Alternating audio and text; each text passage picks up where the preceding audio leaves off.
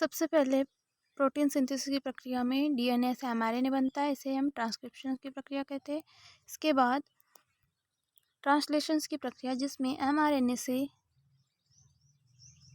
Protein का formation होता है, इसे हम कहते हैं ट्रांसलेशंस। अब ट्रांसलेशन कहाँ होता है? तो ये यूकेरियोटिक सेल्स के साइटोप्लाज्म में होता है। साइटोप्लाज्म में कहाँ? राइबोसोम्स में। यहाँ एमआरएनए प्रोटीन का फॉर्मेशन होता है।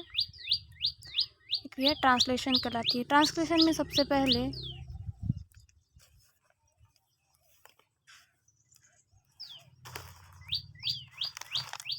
एमआरएनए के ऊपर सारे मैसेज होते हैं। एमआरएनए के ऊपर सारे मैसेजेस होते हैं। 3 नाइट्रोजन बेस मिलकर एक कोडोन बनाता है। एक कोडोन एक अमीनो एसिड का फॉर्मेशन करता है या एक अमीनो एसिड को कोड करता है।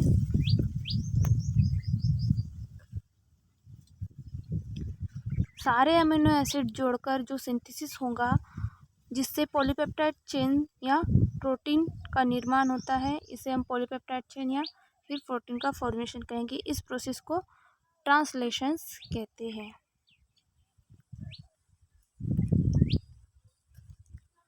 सारे अमीनो एसिड जुड़कर पॉलीपेप्टाइड चेन्स का निर्माण करते हैं या पॉलीपेप्टाइड चेन्स बनाते हैं, इसे प्रोटीन का निर्माण होता है।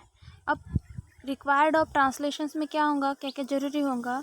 इसके लिए डीएनए की ज़रूरत होती है, 20 प्रकार के amino acids,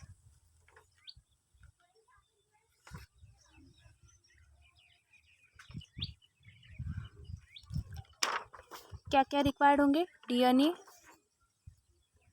20 types amino acids और तीनों प्रकार के आरएनए, टीआरएनए, आरआरएनए और एमआरएनए। और क्या? राइबोसोम्स जरूरी होंगी, जिसे हम प्रोटीन फैक्ट्री कहते हैं। एंजाइम्स फैक्टर जरूरी होंगे और सोर्स ऑफ एनर्जी, इसमें एटीपी और जीटीपी आएंगे। ये इतने प्रकार के ट्रांसलेशंस के लिए रिक्वायर्ड होती है।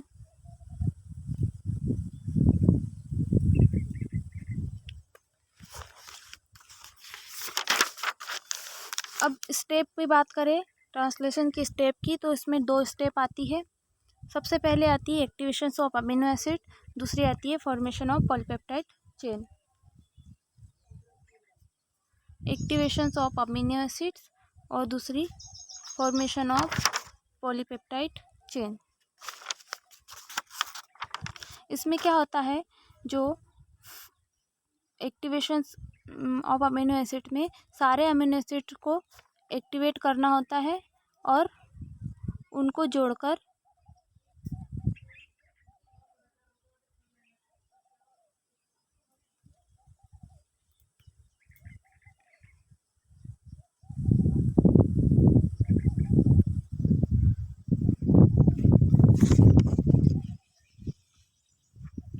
सारे अमीनो एसिड्स जुड़कर या सबसे पहले अमीनो एसिड एक्टिवेट होकर एक्टिवेशन ऑफ अमीनो एसिड्स को एक्टिवेट करते हैं। फिर उसके बाद ये सारे अमीनो एसिड जुड़कर पॉलीपेप्टाइड चेन्स का निर्माण करते हैं, पॉलीपेप्टाइड चेन्स बनाते हैं। एक्टिवेशन ऑफ अमीनो एसिड्स में एंजाइम्स पार्ट लेता है, वो होता है अमीनो एसिड्स,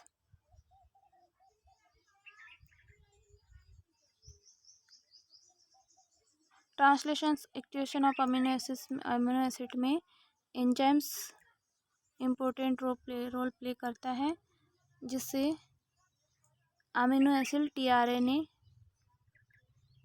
सिंथेटिज कहते हैं। इस एंजाइम में 2 बाइंडिंग साइट होती है।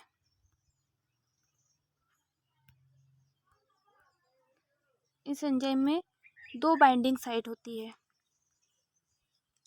एक होती है अमीनो एसिड बाइंडिंग साइट, दूसरी होती है टीआरएनए बाइंडिंग साइट। एक होती है अमीनो एसिड बाइंडिंग साइट, जहाँ अमीनो एसिड बाइंड होता है, दूसरी होती है अमीनो एसिड बाइंड होकर उसे एक्टिवेट कर देते हैं, दूसरी होती है टीआरएनए बाइंडिंग साइट। यहाँ टीआरएनए जब उस एक्टिव साइट पे बाइंड करेगा तब अमीनो एसिड उस एंजाइम्स की हेल्प से या एटीपी की हेल्प से 3' एंड पर बाइंड करता है। कैसे होता है? जब टीआरएनए इस एक्टिव साइट पे बाइंड करेगा तो अमीनो एसिड्स उस एंजाइम पर या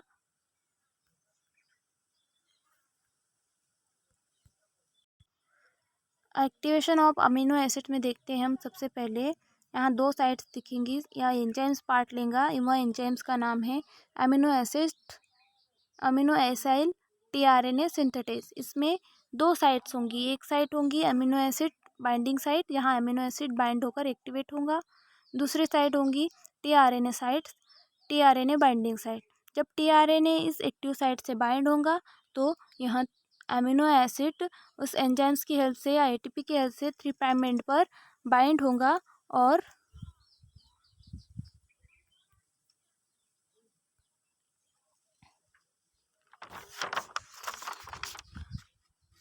अमीनो एसिड का एक्टिवेशंस कर देगा। इसे कहेंगे अमीनो एसिड का एक्टिवेशन कहेंगे। इस प्रोसेस को कहते हैं चार्जिंग ऑफ टीआरएनए या अमीनो एसिलेशंस ऑफ टीआरएनए, या फिर इस प्रोसेस को क्या क्या कहते हैं? चार्जिंग ऑफ टीआरएनए और अमीनो एसिलेशंस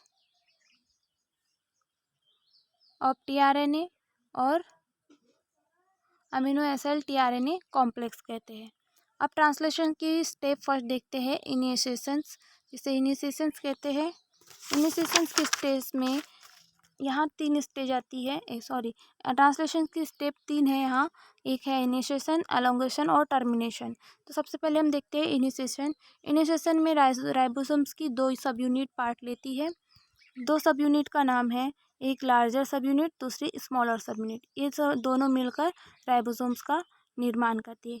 राइबोसोम्स का 70 ईयर्स है जो है, तो 50 ईयर्स प्लस 30 ईयर्स, मतलब 50 ईयर्स जो लार्जर सब यूनिट है और 30 ईयर्स जो स्मॉलर सब यूनिट है।